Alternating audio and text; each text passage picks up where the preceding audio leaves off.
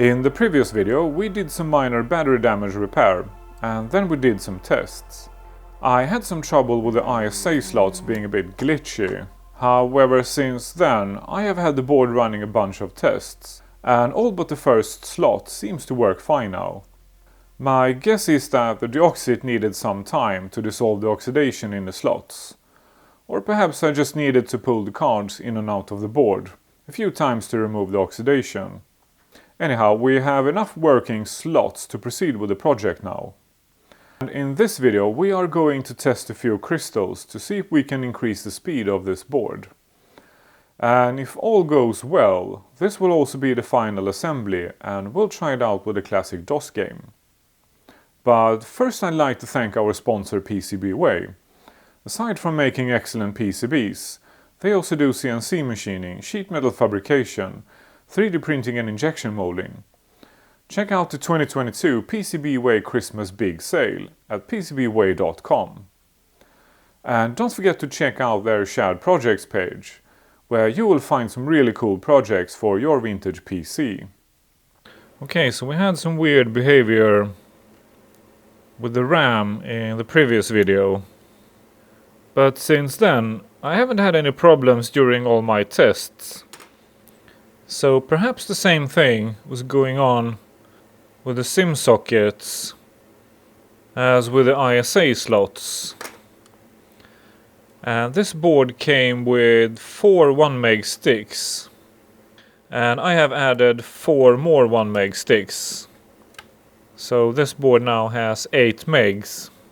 And that is enough for a lot of good games. But with the speed we have on this board now, I'm gonna add some more to match the board. I'm gonna go a bit silly here and add 8 more megs, because I need to test these 4 sticks. But in the end I'm gonna run this board with 16 megs. Okay, let's do a quick test before we proceed. Okay, let's see what we've got. And we're getting 3 error beeps. So perhaps it won't run this combination of sims. I'll try to swap them around a bit. Okay, so the board just didn't like that combo. But it will take 4 4 meg sticks. So we're all good with 16 megs of RAM. Okay, so let's try out some crystals and see if we can increase the speed of this board. Okay, so this board came with a 50 MHz crystal. So let's remove it. And it has some pretty bent legs. So I guess we're lucky that it worked. And I wasn't able to find 66 MHz crystals in this form factor, but I did find some 60 MHz crystals. And now I think I see why those legs were bent, because they are way too long for this socket. So it doesn't actually sit that well. Okay, let's see if we're lucky. And apparently not, so the board doesn't do anything. Okay, let's try again, and this time I'm going to push really hard on that crystal and see if it makes better contact. And it doesn't, unfortunately. So crap. Okay, so this is what the legs look like on the original crystal. So they're all bent and messed up. I'm not sure why, but one possibility here is that they don't quite fit in the socket. So maybe they had to bend them to make good contact. But anyhow, I'm not quite satisfied with this. Okay, so this is what we'll do. I have grabbed a couple of machined sockets. We're gonna solder the legs into the sockets. And this should make much better contact than those bent legs that don't quite fit. And I have also found some 66 MHz crystals, but in a wrong form factor. So with this method here, we can budge them slightly so they will fit the board. That should be a good test. Let's see if that helps. So it's hard to get on camera, but the legs of these crystals are slightly thinner than the socket. But if we have a bad contact, this should definitely solve it. And that machine socket should fit perfectly in that socket on the board. This crystal clearly doesn't fit. So we're gonna have to add a bodge wire. And these are much easier to find than the larger ones. And I'm gonna use some leads from a resistor. Now I can just cut those leads to size and bend them to fit in the correct position on the socket. And I just realized that the socket is upside down, but it will have to do for now. Now we could just do the same thing on the other side. Now we can add leg extension on this side too. This is the final result. Really bodgy, but this should work.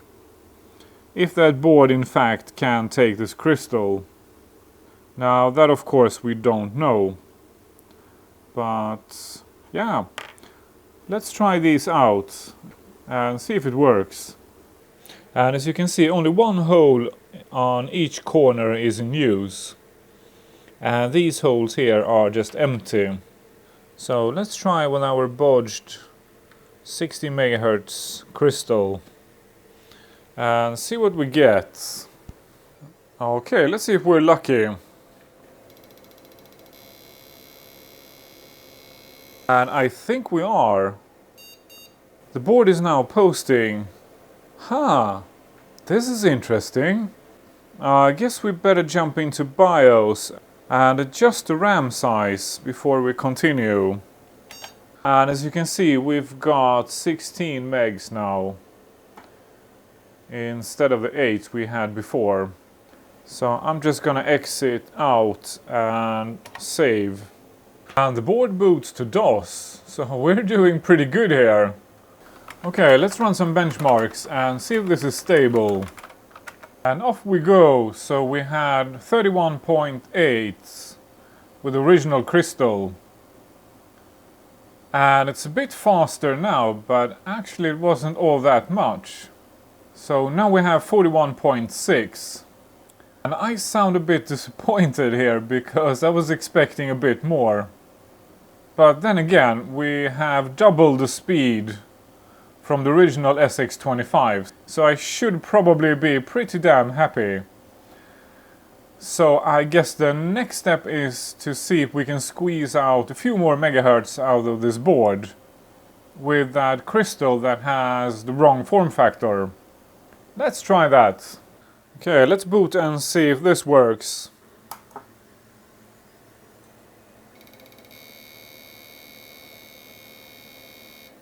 And I think it does. Okay, let's run the benchmarks again. And off we go. What are we gonna get?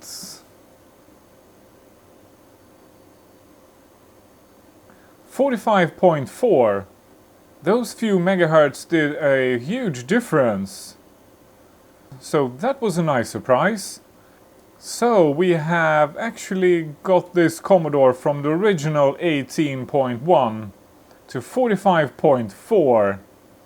I'm pretty damn pleased with this. I will let it run for a little while to see if it's stable. The board seems to be stable.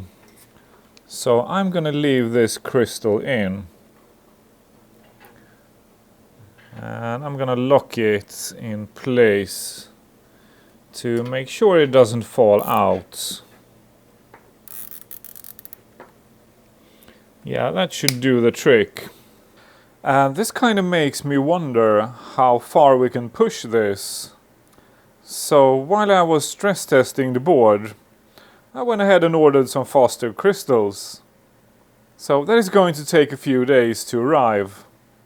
But apparently this is not the last video about this Commodore. So I will revisit this project when I've got those crystals. And we'll see just how fast we can get this board. But now I think it's time for the reassembly. And finally reunite this board with its Commodore. So in that first video that we made about this project, we didn't have the matching motherboard. And we didn't even know what board it was supposed to have. So we used the Tech Media board. And that board didn't fit all that well. So let's see how well this fits. This damn thing is a pain to install. And I had a look at the board and I think I know why it's so hard to get back into position. And that is because the board is slightly curved. I think I got it. Yeah, that was the problem, so don't know if it shows on camera. But the board is slightly curved. So now we only need to lock it into position. Well, it fits pretty well. There's kind of the same issue here, that the board is only held in place on this side here and in 3 positions here. And this piece here is just floating. But since this board is much smaller, I think it's fine. Now let's see if we can match up all the connectors and pin headers. So first we have the speaker. And the next one is weird, but I think this might be the matching motherboard. Because the connector fits, however it's marked power LED and key lock. The motherboard is only marked with key lock, so I don't know which way it's supposed to sit. So let's try it this way first. And I guess we'll just swap it around if it doesn't work. Then we've got turbo LED, and again I don't know which one is the positive here, because the wires are white and yellow. And then we've got the turbo switch. So I think we can choose between turbo or standard mode when the switch is pushed in. So we're gonna have to experiment. So let's remove our jumper. We're just gonna have to try this out. And finally we've got the reset switch. And to be able to do some tests to check those switches on the front panel, we are gonna need a graphics card. And I'm gonna go with a Cirrus Logic for this project, because there is a tool I want to try out. And that tool is made for Cirrus Logic cards. And I'm gonna put the controller in slot 2 to get it as close as possible to the diskette drive and hard drive. And since slot 1 is bad, slot 2 is the closest we can get. For sound card, we're gonna go with a CT2770. And I'm gonna put it in the last slot here. And with all 3 cards installed, the board actually sits quite firmly in place now and doesn't wobble around on those plastic clips. Yeah, I'm not a huge fan of those mounting clips. Okay, let's see if we got those jumpers correctly set. Probably not, because the board doesn't post. I guess I should test them one by one. So I have removed all the connectors to the front panel. And apparently the problem was the power connector. So it wasn't properly seated. So now the board posts. I guess I'll just check the connectors one by one. So let's start with the speaker. Well, it does sound kind of weird, but I think it's supposed to. I guess I could try to swap it around and see if it makes any difference. Yeah, it still sounds weird. So let's try the key switch. This connector also has the power LED. And apparently the sound blaster and the CD-ROM is installed on this hard drive. So that's gonna save us some time. And CLMO, this is the app that I was speaking about just a minute ago. A couple of viewers have recommended this app to see if I can set the refresh rate to 60 Hz on the display.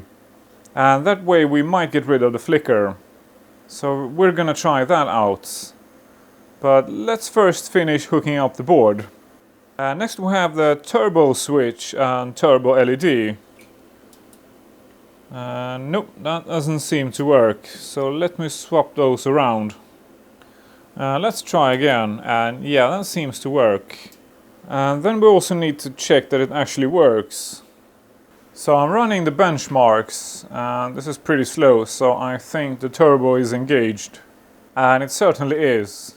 So with our new crystal, we are getting a score of 9.9 with the machine slowed down with turbo mode.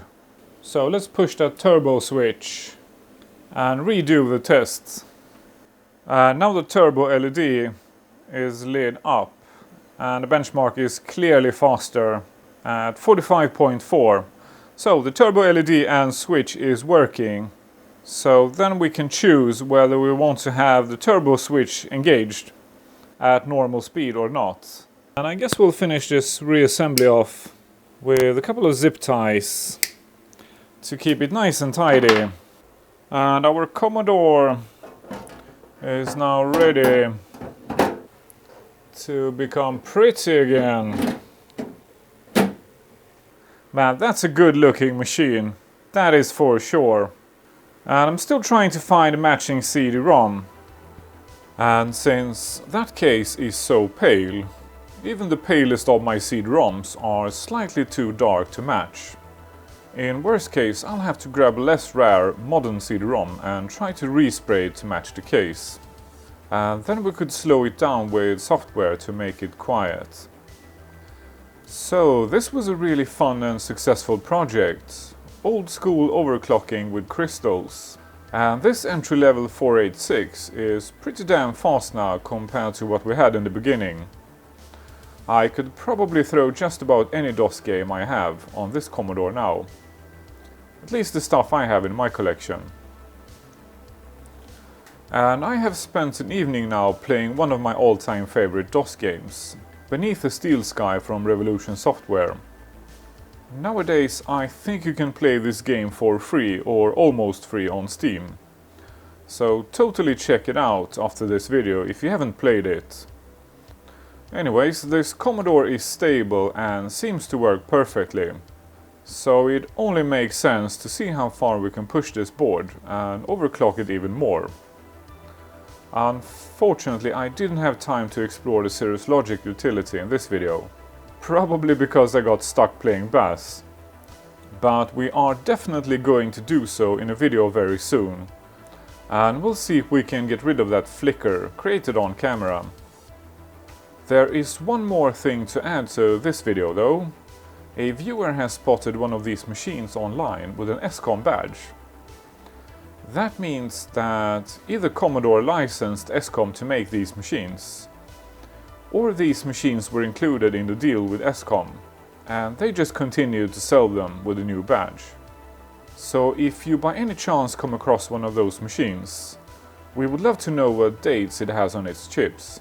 That info would prove or disprove once and for all whether these Commodores are real or licensed products. Thank you for watching. If you want to support this channel, like, subscribe, leave a comment and ring the bell below.